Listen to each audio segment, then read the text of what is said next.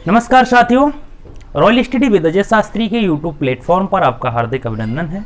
यदि आप किसी भी परीक्षा की तैयारी करते हैं जिसमें हिंदी विषय अपना महत्वपूर्ण स्थान रखता है तो आपके लिए मेरा वीडियो बहुत महत्वपूर्ण हो सकता है।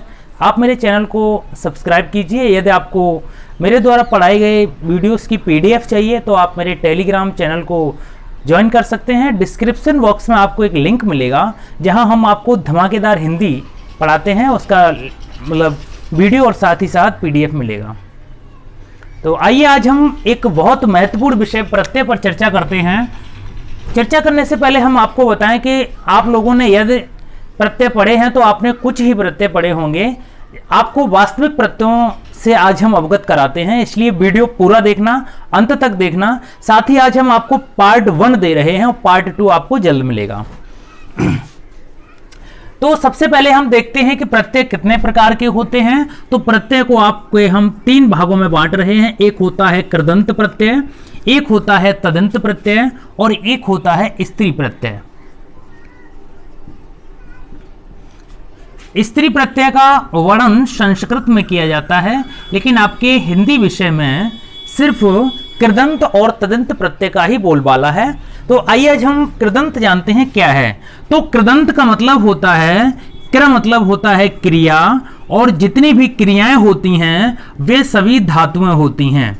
अब धातुएं क्या हैं इनको समझने का प्रयास करते हैं। जैसे मान के चलो यहाँ पे है पढ़ना, तो पढ़ना का मतलब क्या है कि जैसे राम पढ़ता है, राम पढ़ता है, तो इसमें कर्ता क्या है, कर्ता है राम, और क्रिया क्या है, पढ़ना। तो ये क्रिया है, यही आपकी धातु है। तो जो धातुएं होती हैं वो क्रियाएं होती हैं। यूपी प्लस में ये प्रश्न पूछा जा चुका है आपका। तो जो धातुएं हैं वो क्रियाएं हैं, वही क्र है। क्र का मतलब होता है क्रिया, क्र एक धातु है। तो जो शब्द धातुओं में जोड़े जाएंगे वो आपके कृदंत प्रत्यय कहलाएंगे। अब जैसे पढ़ना है तो पठ धातु में ना प्रत्यय जोड़ने से आपका पढ़ना शब्द बना है, जिसका अर्थ है पढ़ाई करना अर्थात क्रिया। तो जो शब्द धातुओं में जोड़े जाते हैं वह आपके कृदंत कहलाते हैं। कृदंत कैसे याद रखना है, क्र मतलब होता है क्रिया और क्रिया का मतलब होता है धातुएं। तो जो धातुओं में जोड़े जाएंगे वो आपके कृदंत प्रत्यय कहलाएंगे। अब दूसरा तथ्य है आपका तदंत प्रत्यय। तदंत प्रत्यय से आशय है कि जो शब्द संज्ञा, सर्वनाम तथा विशेषण में जुड़े जाते हैं वे आपके तदंत प्रत्यय कहलाते हैं। तदंत प्रत्यय, तदंत मतलब संज्ञा, सर्वनाम और विशेषण विकारी शब्द। विकारी शब्द से आशय होता है जिन शब्दों में लिंग और वचन, कारक, विभक्तियों के आधार पर परिवर्तन हो जाता है वे आपके तदंत प्रत्यय कहलाते हैं। तो इन्हीं तदंत प्रत्ययों में एक स्त्री प्रत्यय होता है, मतलब अलग से होता है, जिसका वर्णन संस्कृत में किया जाता है। जैसे हम इसको क्लियर किए देते हैं। जैसे राम शब्द क्या है, पुल्लिंग है, और राम में अगर आप प्रत्यय जोड़ देंगे तो आपका रामा शब्द बनेगा जो स्त्रीलिंग का घोतक है। अर्थात जिन शब्दों के अंत में आकारांत या ईकारांत होता है वे आपके स्त्रीलिंग कहलाते हैं, ईकारांत और आकारांत। अब जो पुल्लिंग और स्त्रीलिंग जो शब्द हैं वो स्त्रीलिंग में आते हैं। तदंत प्रत्यय में हम कुछ पे चर्चा करते हैं। जैसे हमने एक मानव शब्द लिया, तो मानव शब्द का मतलब क्या है कि मानव एक जातिवाचक संज्ञा है, और मानव में यदि हम ता प्रत्यय जोड़ देंगे तो आपका मानवता शब्द बनता है। तो मानवता से आशय ये हुआ कि मानव जात में किसी एक व्यक्ति में मानवता है। अर्थात मानवता से आशय क्या है कि इसमें प्रत्यय है। पॉइंट शुड बी नोटेड कि जो शब्द होंगे, जैसे मानव शब्द है वो जातवाचक होगा, और जो आपका प्रत्यय बन के तैयार होता है जिसमें प्रत्यय लगा दिया जाता है वह भाववाचक विशेषण, साथ ही साथ एक व्यक्तिवाचक बन जाता है। उम्मीद है ये चीजें आपको समझ में आई होंगी।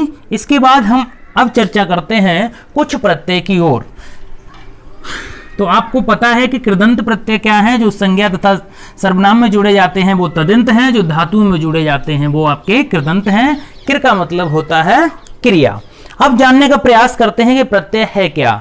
प्रत्यय से आशय है, आपको याद रखना है कि प्रत्यय क्या है। तो प्रत्यय मतलब प्र से याद रखना है आपको, प्र मतलब प्रत्यय, और प्रा से पा से याद रखना है कि जो पीछे शब्द जोड़े जाते हैं वे आपके प्रत्यय कहलाते हैं। लेकिन पीछे जोड़ने से ही मतलब नहीं होता है, मतलब यहां पे ये होता है कि जिस शब्द में आप जोड़ रहे हैं उसका पहले से शाब्दिक अर्थ निकलता हो। जैसे हमने यहाँ पे एक शब्द लिखा है बुढ़ापा, तो बुढ़ापा शब्द का एक तो आपको वास्तविक अर्थ यहाँ पे लिखना है, या धातु है, संज्ञा है, सर्वनाम है, उसका जो एक अच्छा सा अर्थ होता है उसको लिखना है। जैसे हमने बुढ़ापा लिखा तो बुढ़ापा में आपा तो प्रत्यय हो गया, सभी लोग बता देंगे, लेकिन क्या है कि बूढ़ा, इसमें बूढ़ा धन आपा लिखा जाएगा, तो बूढ़ा है।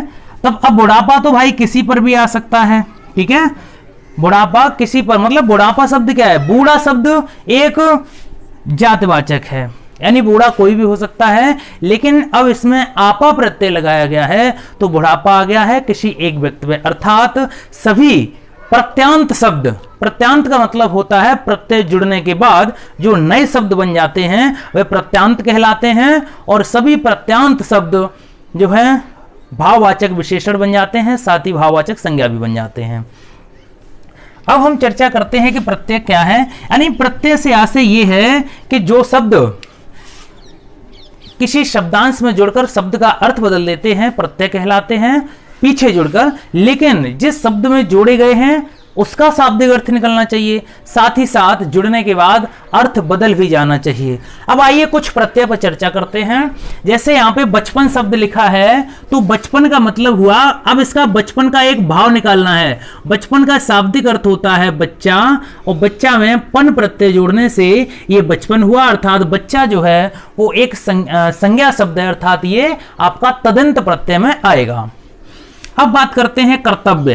कर्तव्य का मतलब होता है, यहां पे एक कृ धातु है, कर्तव्य का मतलब होता है काम करना, और करने का मतलब होता है क्रिया। तो कृ धातु में तव्य प्रत्यय जोड़ने से आपका कर्तव्य बनेगा।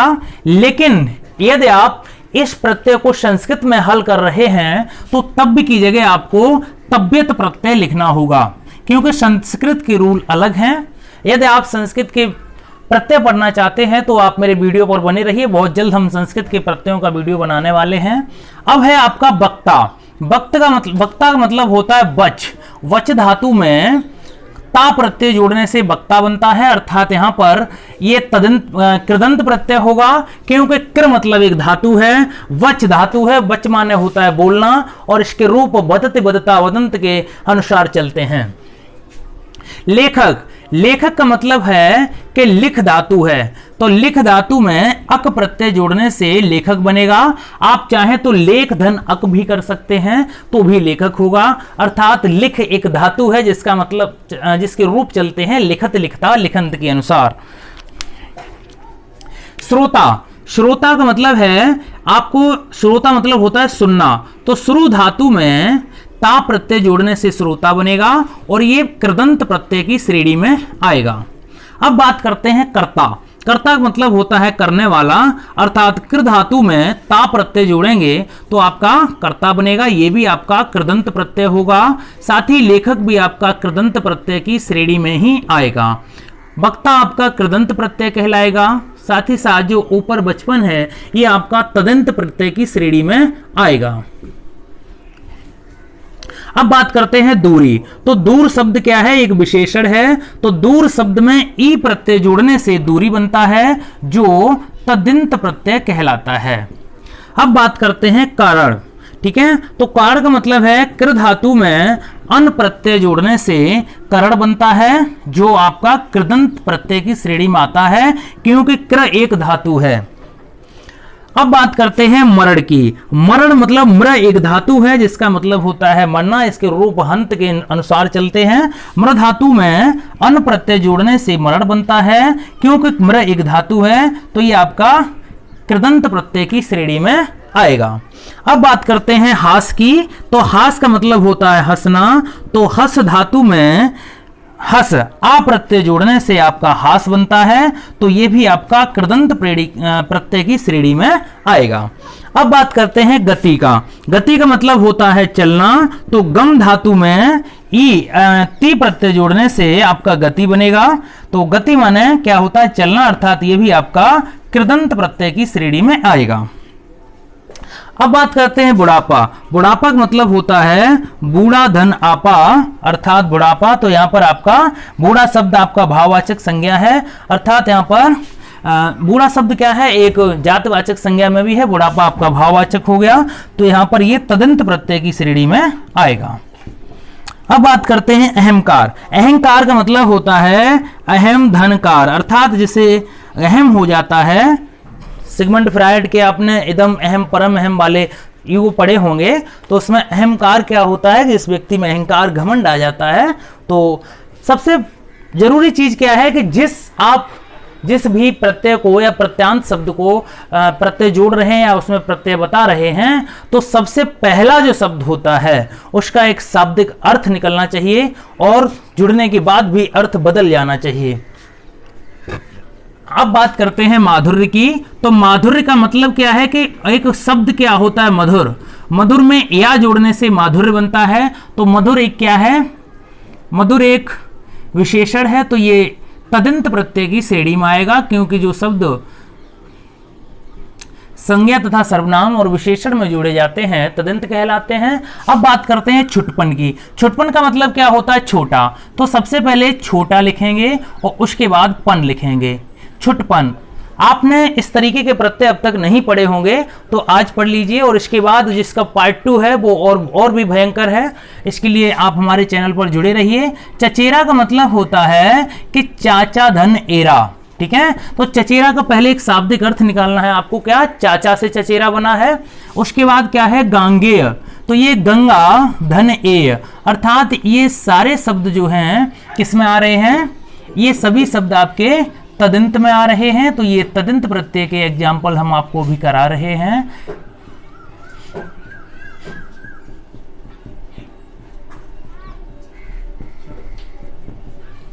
कौनते का मतलब होता है आपको सबसे पहले कौनते यानी कुंती धन ए, अर्थात कौनतेय।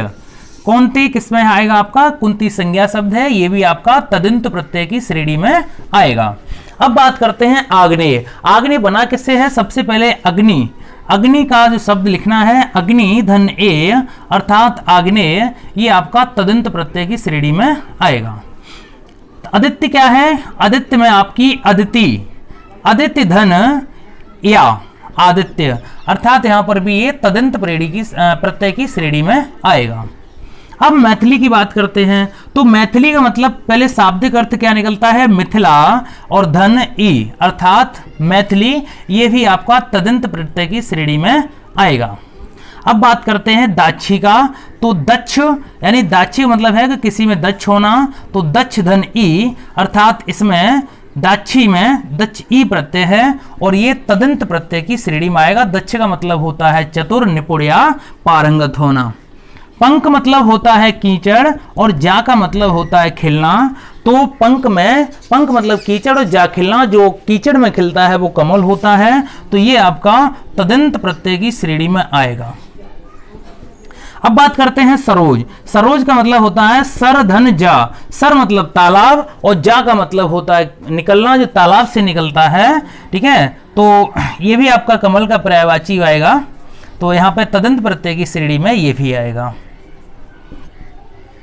अब बात करते हैं मनोज। मने धन जा, ठीक है। तो इसमें जा प्रत्यय है, तो जा का मतलब होता है मन को हरण करने वाला, मनोज। तो मनोज आपका कामदेव का पर्यायवाची होता है। तो ये भी आपका तदंत प्रत्यय की श्रेणी में आएगा विशेषण में। अब बात करते हैं लतिका। लतिका का मतलब है लता धन इका, अर्थात लता का मतलब वेल होता है। तो ये आपका तदंत प्रत्यय की श्रेणी में आएगा। बिटिया का मतलब होता है, सबसे पहले बिटिया बनी कैसे है, यानी बेटी में या प्रत्यय जोड़ने से आपकी बिटिया बनी है। तो ये आपका क्या है? तदंत प्रत्यय की श्रेणी में आएगा। अब बात करते हैं शौर्य। शौर्य का शाब्दिक अर्थ निकालना है पहले। शौर्य का मतलब होता है सूर, और शूर में या प्रत्यय जोड़ने से शौर्य बनता है। तो शौर्य आपका तदंत प्रत्यय की श्रेणी में आता है, यह आपका विशेषण होता है। अब बात करते हैं पीतल। पीतल का मतलब होता है पीला या पीत कह सकते हैं, पीत में ला प्रत्यय जोड़ेंगे। और दांडायन में, दांडायन का मतलब होता है दंडी धन आयन, अर्थात डंडी की गाथा। जिस तरीके से राम की गाथा होती है तो रामायण बोलते हैं, उसी प्रकार से दंडी धन आयन होगा। यानी जो दंडी एक कवि हुए हैं जिन्होंने 10 कुमार चरितम लिखी थी, उसमें इनका वर्णन किया गया है। तो ये आपके आयन प्रत्यय की श्रेणी में आएगा और ये तदंत प्रत्यय कहलाएगा। उम्मीद है आपको मेरा वीडियो पसंद आया होगा और इसका पार्ट 2 आपको कल मिल जाएगा। और इसी तरीके से वीडियो देखने के लिए आप हमारे साथ बने रहिए और मेरे चैनल को सब्सक्राइब कीजिए। डिस्क्रिप्शन बॉक्स में आपको एक लिंक मिलेगा जिससे कि आप टेलीग्राम चैनल ज्वाइन कर सकते हैं। पार्ट 2 आपको कल मिलेगा। वीडियो देखने के लिए बहुत बहुत धन्यवाद।